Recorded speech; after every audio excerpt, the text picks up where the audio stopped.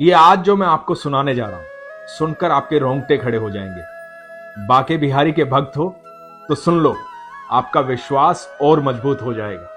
नमस्कार दोस्तों, मैं हूं अनुज शर्मा। ये किस्सा है एक छोटे से परिवार का, दिल्ली के एक परिवार का। मां, बाप और एक बेटा, तीनों ही ठाकुर जी के अनन्य भक्त। बेटे की शादी हुई, पत्नी आई तो बेटे ने कहा कि देखो, हमारे परिवार में एक परंपरा है कि हम हर पूर्णिमा को बाके बिहारी जाते हैं, ठाकुर जी के दर्शन करने जाते हैं। तो हम ठाकुर जी के भक्त हैं, तो आपको भी हमारे साथ चलना होगा। और ईश्वर की ऐसी कृपा थी कि जो पत्नी आई वो भी ठाकुर जी की भक्त थी। अब ये सिलसिला चल पड़ा, तो ठाकुर जी के भक्त जो हैं, वो लड़का और उसकी पत्नी हर पूर्णिमा को ठाकुर जी के पास आते। थोड़ा समय बीता, उनके बच्चे हो गए। एक बच्चा हुआ, फिर 2 बच्चे हो गए। अब 2 बच्चे हो गए, पर यह सिलसिला बना रहा। हर पूर्णिमा को ठाकुर जी के पास आना, बाके बिहारी के दर्शन करना, बाके बिहारी से मिलना, वहां प्रसाद खाना। सालों तक ये सिलसिला चल रहा था। तो पत्नी ने बोला कि देखो, अब बच्चे जो है ना, वो बड़ा परेशान करते हैं। जब हम बस में जाते हैं, ट्रेन में जाते हैं, तो कुछ भी करके एक कार ले लो। ठाकुर जी से बोलो कि एक कार का इंतजाम करवा। अब जो आदमी है, जो पति है, मिडिल क्लास फैमिली है, एक कार लेने के लिए बहुत सारे पैसे की जरूरत होती है। तो उसने पैसे जोड़ जोड़ के, दोनों मियां बीवी ने कहीं से बचत करके, कुछ करके, बड़ी मुश्किल से एक कार खरीदी। अब कार खरीदी तो अब जब भी हम कुछ नया लेते हैं, जब हम अपने भगवान से प्यार करते हैं, तो हम नई चीज को, चाहे वो घर लें, चाहे कार लें, चाहे कोई भी गाड़ी लें, कुछ भी लें, तो भगवान को पहले समर्पित करते हैं। तो इन्होंने फैसला लिया कि देखो, ये कार तो ठाकुर जी की कृपा से आई है, तो सबसे पहले ये कार बाके बिहारी के मंदिर जाएगी, वहां पर पूजा होगी। उसके बाद ये कार हमारे पास रहेगी, हम इसे ग्रहण करेंगे, हम इसमें यात्रा करेंगे। तो पहली यात्रा तो बाके बिहारी की ही होगी। ये निर्णय लेकर के मियां बीवी और बच्चे सारे के सारे गए वृंदावन, बाके बिहारी के मंदिर। दिल्ली से वृंदावन पहुंचे, बाके बिहारी के मंदिर पहुंचे, समय से पहुंच गए, बहुत अच्छे दर्शन। उसके बाद निधिवन गए, वहां भी बहुत अच्छे दर्शन। पुजारी जी ने कहा था कि मंदिर के जब द्वार बंद हो जाएंगे तो मैं कार के लिए पूजा करने आऊं। जब मंदिर के द्वार बंद हो गए दोपहर में, तो गोस्वामी जी आए पूजा करने के लिए। नई कार थी, सुंदर कार थी। गोस्वामी जी ने बड़ी प्रशंसा की कार की, बड़ी अच्छी कार खरीदी है बेटा, ईश्वर आपको और तरक्की दे। और गोस्वामी जी ने चंदन से गाड़ी के ऊपर लिखा बाके बिहारी लाल की जय, और बोला कि चलो, अब ये कार तुम्हारे लिए सौभाग्यशाली है, ठाकुर जी की कृपा हो गई। यह आशीर्वाद लेकर के वो मियां बीवी बच्चे वापस वृंदावन से ठाकुर जी का धन्यवाद करके अपने घर पहुंचे। दिल्ली पहुंचे। दिल्ली पहुंचते पहुंचते रात हो गई। खाना खाया, विश्राम करने लगे। गाड़ी जो है गली में लगा दी। जैसे दिल्ली में आपको पता ही है कि दिल्ली में किस तरह की पार्किंग होती है। तो अपने मोहल्ले में कार लगा दी और कार लगा करके निश्चिंत होकर के सो गए। अब सो गए तो जब सुबह उठे तो उन्होंने देखा कि उनकी कार जो है उनके घर के बाहर है ही नहीं। कार चोरी हो गई। अब जब कार चोरी हो गई तो आप समझ सकते हैं कि एक व्यक्ति ने जब बड़ी मुश्किल से पैसे कमाकर, पैसे जोड़ करके एक कार खरीदी हो और इस तरह का भक्त हो, तो उसका मन टूट जाता। उसने प्रार्थना की, ठाकुर जी ये क्या किया? कार लेके आया था, लाते ही आपके पास आया था, मेरी कार चोरी हो गई। परेशान हो गया, इधर उधर देखी, लोगों से पूछा, इधर उधर पूछा, किसी ने देखा, किसी ने देखा। मियां बीवी बच्चे सब परेशान हो गए। बच्चे रोने लगे। बच्चों को लगा था सपना पूरा हो गया, अब तो कार में इधर उधर जाया करेंगे। कार गुम हो गई, सब परेशान हो गए। तो किसी ने बोला कि जाओ रिपोर्ट लिखवाओ।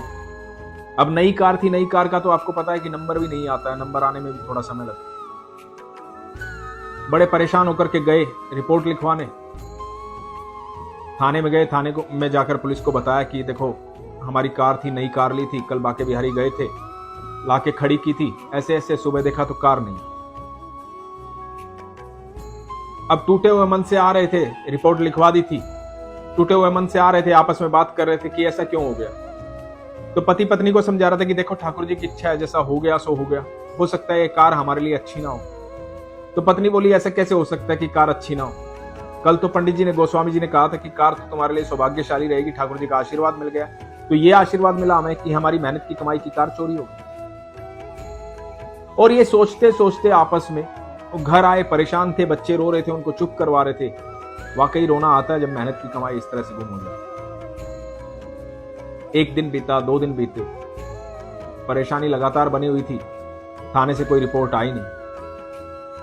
तो दूसरी रात को जब सो गए परेशान होकर, सुबह उठे तो उन्होंने देखा कि कार जो है उनके घर के बाहर खड़ी और फूलों से सजी हुई। एकदम देख के हैरान हो गए, ये तो अपनी कार है, ये फूलों से सजी हुई है, ऐसा क्यों है? गए कार में, देखा कार तो बिल्कुल ठीक ठाक है, बिल्कुल वैसी है जैसी थी। तो कार की सीट पे एक चिट्ठी लिखी हुई। चिट्ठी उठाई, चिट्ठी को उठा के पढ़ा। चिट्ठी में लिखा था,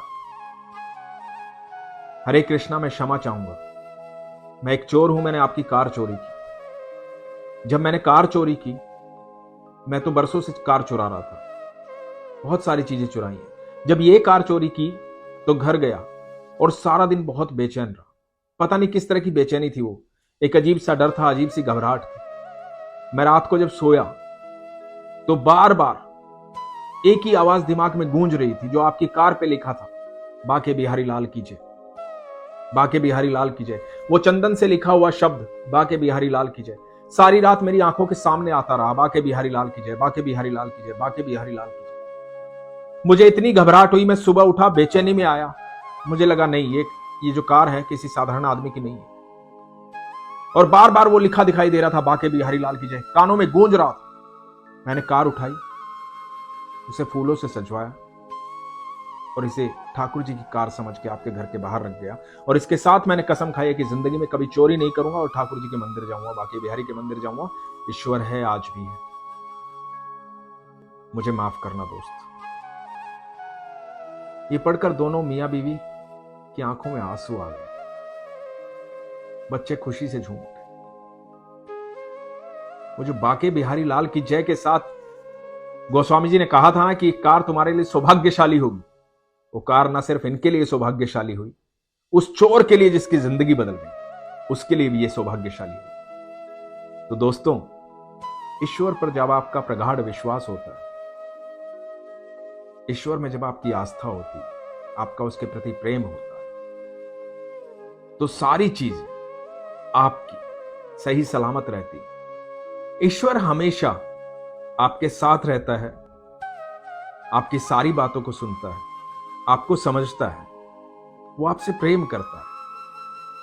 जब भी आपको ऐसा लगे कि बहुत बड़ी प्रॉब्लम आ गई है, तो प्रॉब्लम से विचलित ना हो, समस्या से विचलित ना हो, क्योंकि आपका ईश्वर पर जो भरोसा है, उस भरोसे से, उन आंखों से ये देखें कि आसपास कहीं ना कहीं इस समस्या का हल भी है जो मेरे ईश्वर ने भेजा है। उस हल पर ध्यान करें, आपकी समस्या जो है तुरंत हल हो जाएगी। ईश्वर पर भरोसा रखें, अपने विश्वास को मजबूत रखें, खुश रहें, मस्त रहें। हरे कृष्ण।